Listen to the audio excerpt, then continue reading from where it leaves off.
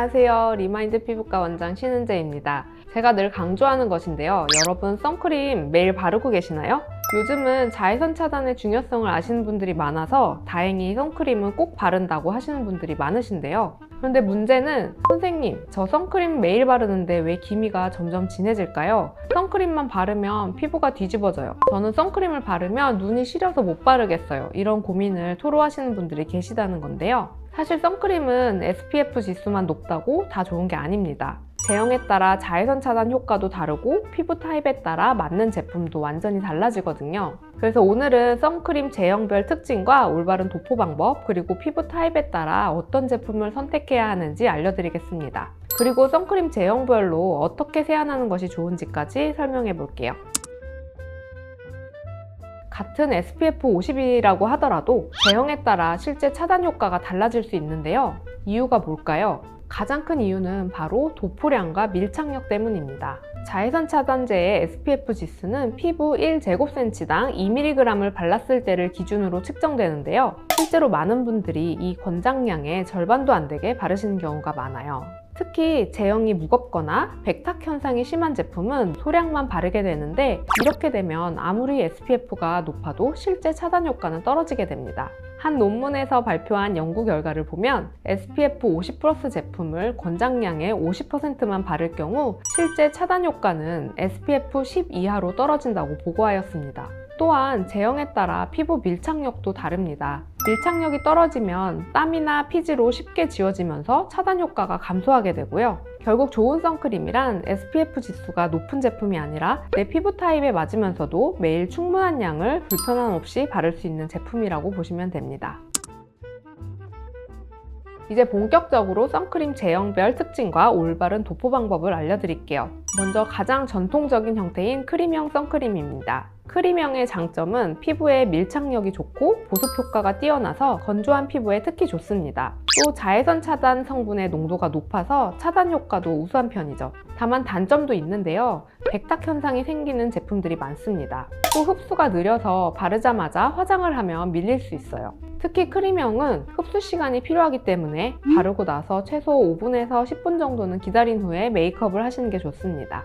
다음은 로션형이나 에센스, 세럼형 선크림인데요. 가장 큰 장점은 발림성입니다. 묽은 제형이라 빠르게 흡수되고 백탁 현상이 거의 없어서 화장 전에 바르기 좋아요. 세럼형 선크림을 사용하실 때 주의하실 점은 제형이 가볍다 보니 자외선 차단 정도가 상대적으로 낮을 수 있고 건성 피부나 민감성 피부에는 자극이 될 수 있습니다. 다음은 스틱형 선크림에 대해 알아볼게요. 최근 몇 년 사이에 정말 인기가 많아진 제형인데요. 립밤처럼 돌려서 바르는 형태라 손에 묻지 않고 간편하게 바를 수 있다는 게 가장 큰 장점입니다. 하지만 스틱형은 얼굴 전체용보다는 보조용으로 사용하시는 걸 추천드립니다. 특히 외출 중 수시로 덧바르기에 정말 좋아요. 아침에 기본 선크림을 바른 후 특히 햇빛을 많이 받는 부위에 집중적으로 덧발라주시는 용도로 활용하시는 것이 좋습니다. 그리고 쿠션이나 팩트 형태의 자외선 차단 제품도 많이 나와 있죠. 메이크업과 자외선 차단을 동시에 할 수 있다는 게 가장 큰 장점입니다. 화장 위에 덧바르기도 편해서 많은 분들이 애용하시는 제형인데요. 하지만 쿠션이나 팩트만으로는 충분한 자외선 차단 효과를 얻기 어렵습니다. 마지막으로는 스프레이형 선크림인데요. 뿌리기만 하면 되니까 정말 간편하죠. 하지만 얼굴에 사용할 때는 주의가 필요합니다. 뿌릴 때 흡입할 위험이 있고 눈에 들어갈 수도 있거든요. 그래서 스프레이형을 사용하신다면 몸 전용으로만 사용하시고 얼굴은 다른 제형을 사용하시는 걸 권장드립니다.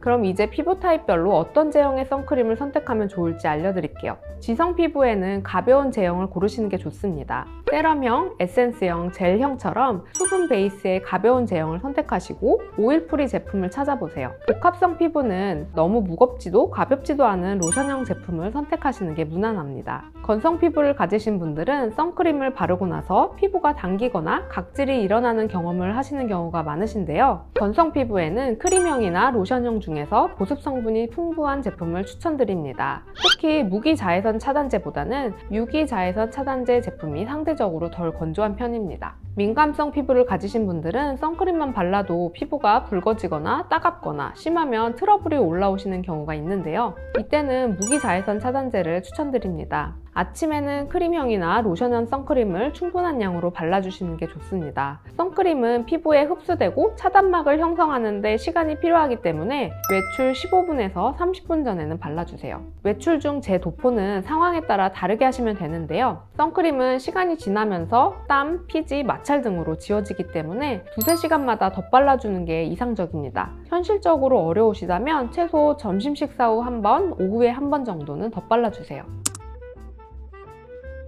지금까지 선크림을 선택하는 법에 대해 말씀드렸다면 이번에는 많은 분들이 궁금해하시는 선크림 제형별 세안법을 알려드릴게요. 먼저 많은 분들이 쓰시는 크림 타입 선크림은 약산성 폼 클렌저로 간단히 세안해 주셔도 충분합니다. 세럼 같은 플레이즈 타입의 경우는 가벼운 제형이기 때문에 순한 폼 클렌저로 세안하셔도 충분합니다. 팩트형 선크림의 경우는 메이크업 세안 루틴대로 순한 크림 타입 클렌저 후에 폼 클렌징을 추천드립니다. 스프레이 타입의 경우는 주로 몸에 뿌리게 되는데 땀과 섞여 남아있으면 모공 트러블을 일으킬 수 있으므로 바디워시로 2회 정도 닦아주시는 것이 좋습니다. 마지막으로 선스틱인데요. 선스틱 같은 경우는 밀착력이 좋기 때문에 단일 세안으로 잘 안 지워집니다. 그래서 클렌징 오일이나 밤을 사용하여 1차적으로 지워주고 마지막에 약산성 폼 클렌징을 해주는 게 좋은데요. 워터프루프 제품도 마찬가지로 이중 세안이 필요합니다. 건성이나 민감성 피부의 경우는 오일이나 밤 클렌징을 자주 하는 것이 자극이 될 수 있으므로 이런 분들은 제 도포용으로 선팩트를 사용하는 것이 더 좋을 것으로 보입니다.